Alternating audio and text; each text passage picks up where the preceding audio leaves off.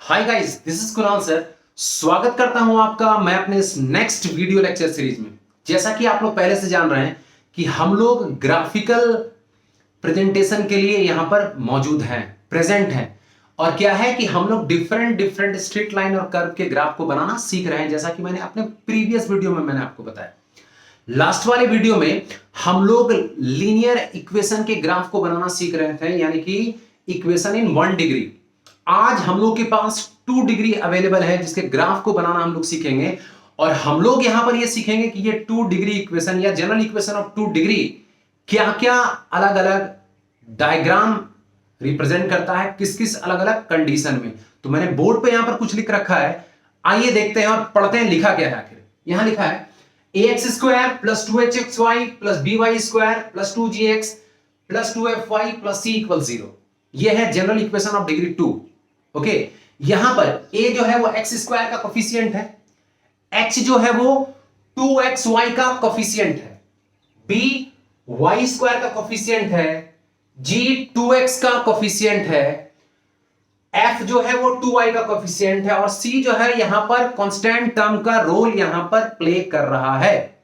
तो अलग अलग कंडीशन में अगर मेरे पास a b c h x y अगर कुछ कुछ अलग अलग दिखे तो वहां पर हम लोग कैसे अलग अलग डायग्राम के ग्राफ को ड्रॉ कर पाएंगे। वो डायग्राम होता क्या है पहले वो समझ लेते हैं, फिर मैं ग्राफ पर आऊंगा, फिर फटाफट आइए चलिए देखते हैं।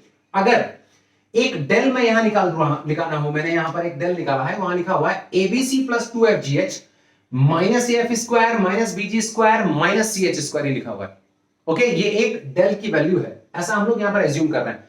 अगर ये general equation of degree 2 circle को रिप्रेजेंट करता है तो इस एक्सप्रेशन की वैल्यू 0 नहीं होगी। ओके, ये एक्सप्रेशन 0 नहीं होगा। और a और b जो देख रहे हैं ये a और b इक्वल होगा, यानी कि एक्स स्क्वायर का कोफिशिएंट और वाई स्क्वायर का कोफिशिएंट सेम होगा। दूसरी बात h 0 होगा, h यहां पर होगा ही नहीं, मतलब 2xy का कोफिशिएंट 0 हो जाएगा। क्लियर है? अगर ये सर्कल को रिप्रेजेंट करता है तो a और b बराबर होगा, यानी कि एक्स स्क्वायर और वाई स्क्वायर का कोफिशिएंट इक्वल होगा और h 0 होगा।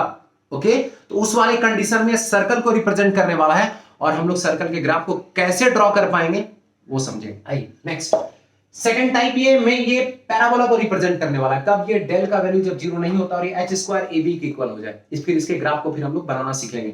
थर्ड में एलिप्स कब रिप्रेजेंट करेगा, फिर से इसका वैल्यू अगर 0 नहीं है और h square is less than ab हो जाए।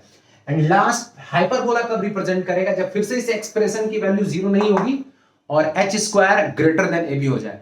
तो इस अलग अलग कंडीशन में हम लोग इस जनरल इक्वेशन ऑफ डिग्री 2 से ये अलग अलग डायग्राम निकाल पाएंगे और फिर उसके बाद आइए देखते हैं उसका ग्राफ हम लोग कैसे बनाते हैं। ओके, स्टार्ट करते हैं अपने फर्स्ट डायग्राम के साथ और उसका नाम है सर्कल।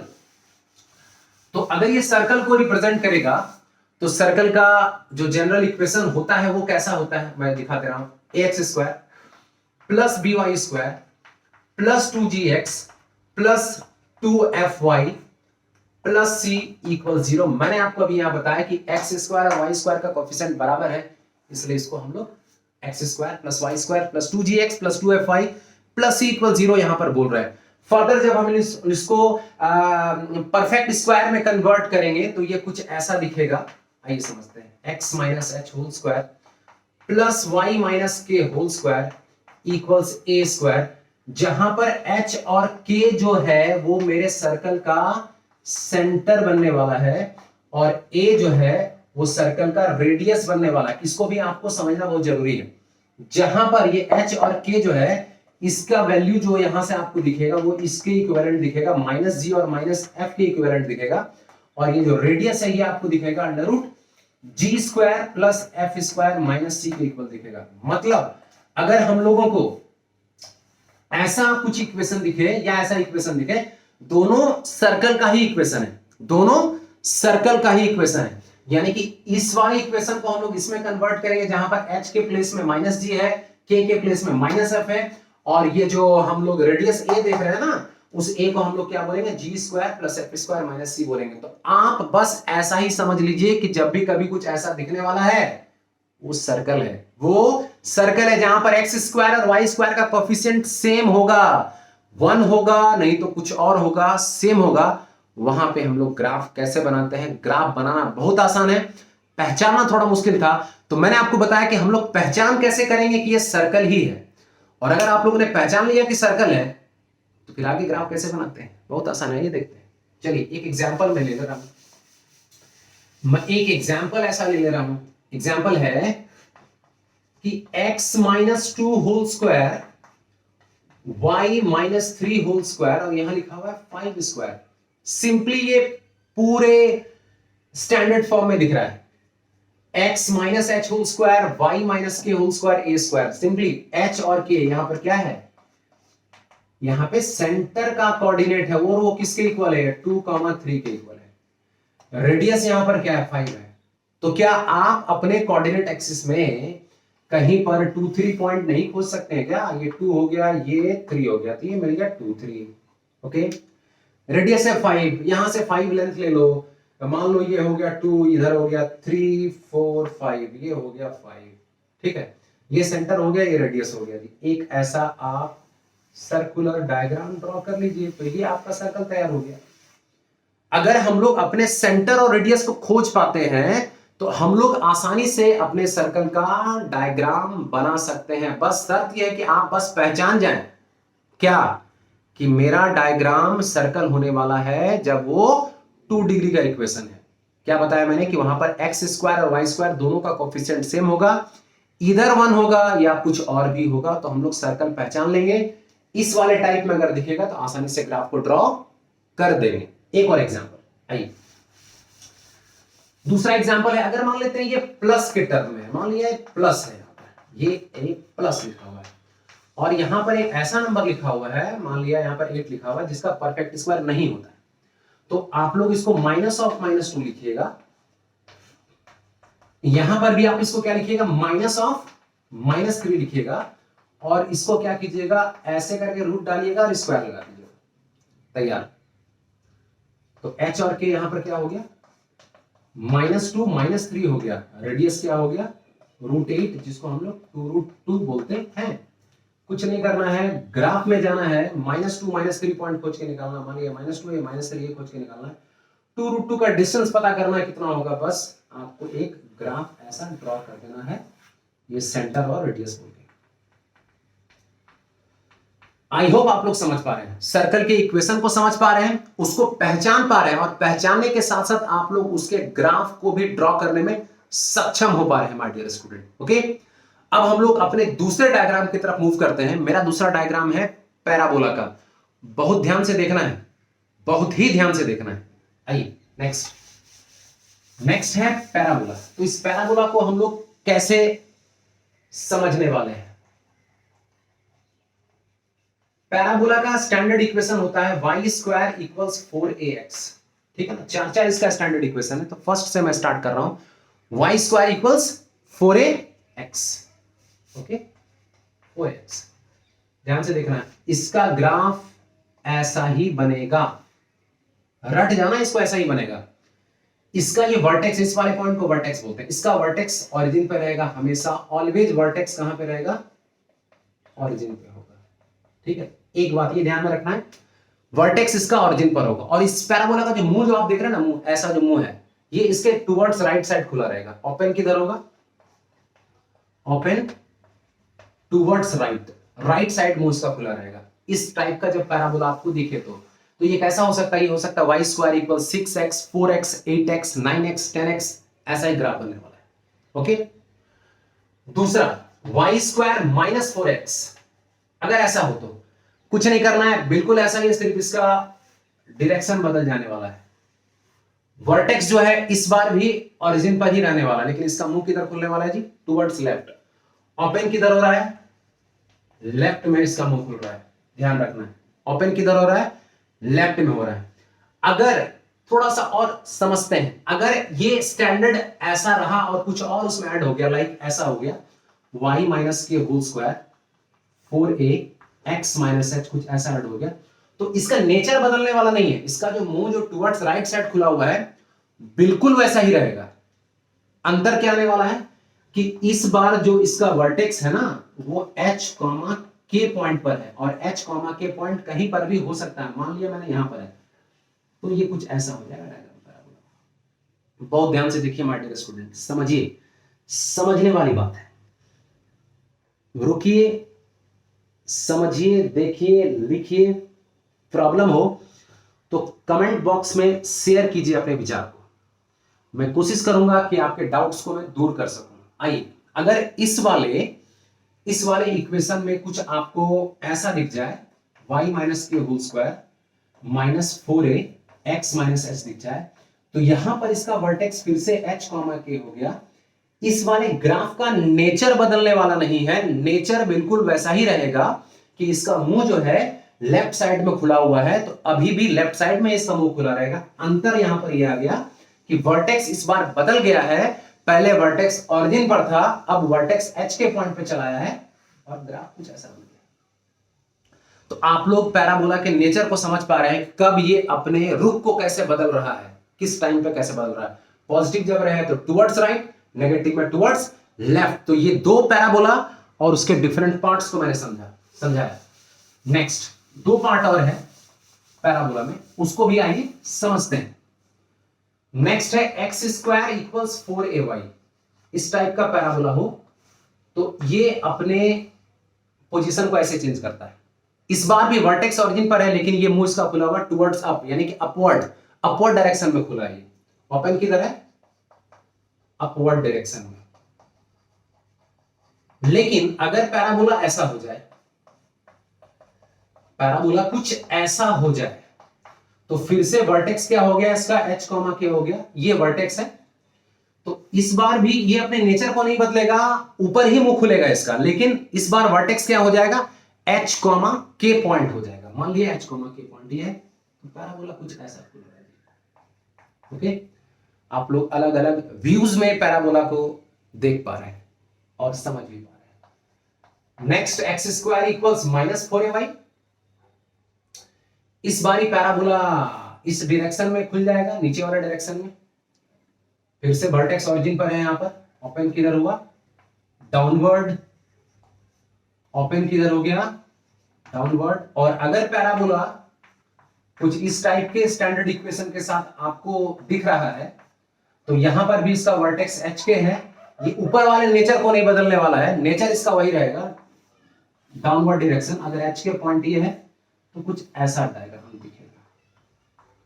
तो यहां पर हम लोग पैराबोला के अलग अलग डायरेक्शन वाले फेसेस को देख पा रहे हैं, इक्वेशंस को समझ पा रहे हैं, डायग्राम को देख पा रहे हैं। माय डियर स्टूडेंट, अगर आपको प्रॉब्लम हो समझने में तो वीडियो को पॉज कीजिए, रिपीट कीजिए, देखिए, समझिए, और फिर भी अगर डाउट हो तो कमेंट कीजिए। ओके, तो चलिए मैं तीसरे डायग्राम की तरफ मूव करता हूं। और तीसरे डायग्राम की तरफ मूव करने से पहले आप फटाफट ऐसा देख लें कि पैराबोला चार अलग अलग डायरेक्शन में हम लोगों को दिखा।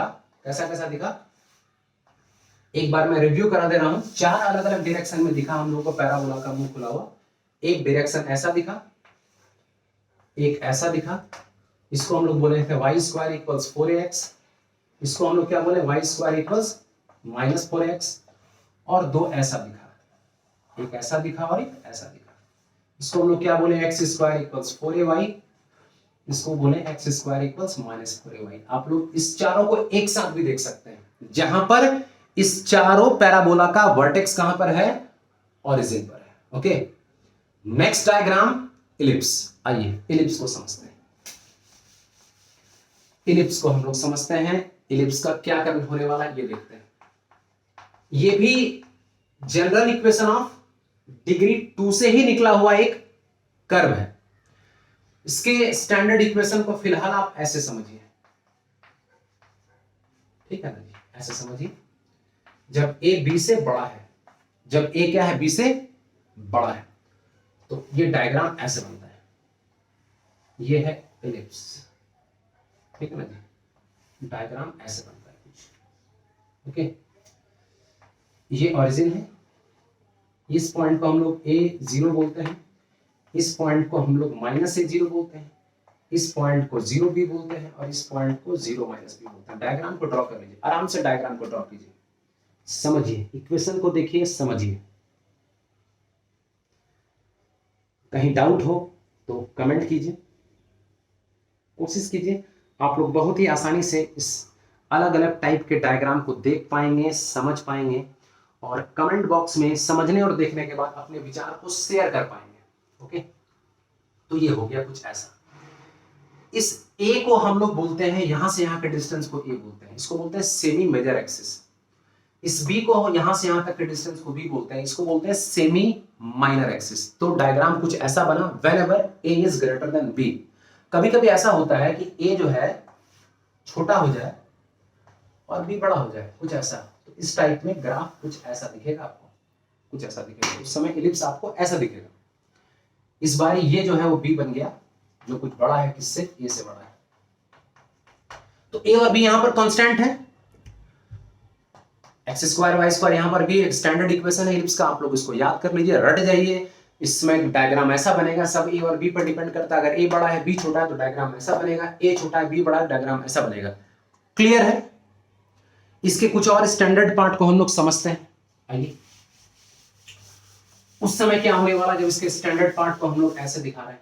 देखिए, x minus H whole square over A square, y minus के whole square over D square equals 1। ठीक है जी।